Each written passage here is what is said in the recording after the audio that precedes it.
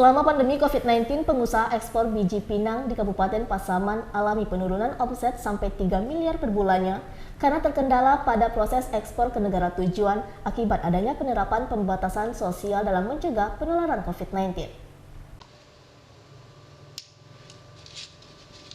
Sangga Pandapotan Sinaga, salah satu pengusaha biji pinang di Kabupaten Pasaman, mengungkapkan selama pandemi COVID-19 melanda, bisnis ekspor biji pinang yang digelutinya mengalami penurunan omset lebih kurang 40% per bulannya. Dalam keadaan normal, omset ekspor biji pinang mencapai 5 miliar per bulannya, namun semenjak pandemi, omset usaha biji pinang milik Sinaga menurun drastis.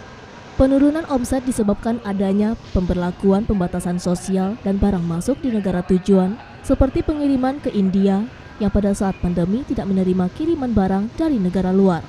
Menjaga usaha yang digeluti Sinaga sejak beberapa tahun yang lalu agar bisa tetap berjalan dan bertahan, Sinaga hanya mengisi permintaan konsumen dari daerah Papua dan Kupang dengan perolehan omset rata-rata hanya 2 miliar per bulannya. Sinaga berharap pandemi bisa cepat berlalu agar ekonomi bisa pulih dan masyarakat yang bekerja bersamanya bisa terus bekerja. Dari Pasaman, Sumatera Barat. Kalau yang kemarin itu kita bisa itu rata-rata sekitar 3 kontainer, 2 kontainer per bulan ekspor.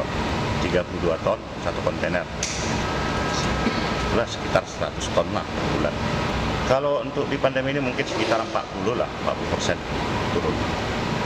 Karena India itu kan sedang galak-galaknya corona dan mereka tidak mengizinkan masuk, sempat sebentar itu yang namanya barang sana, dan belum bisa masuk ke Indianya. Cerita kabarnya sampai di sana 1.000 kontainer belum bisa masuk ke Indianya. Aryo Hanas, iNews melaporkan.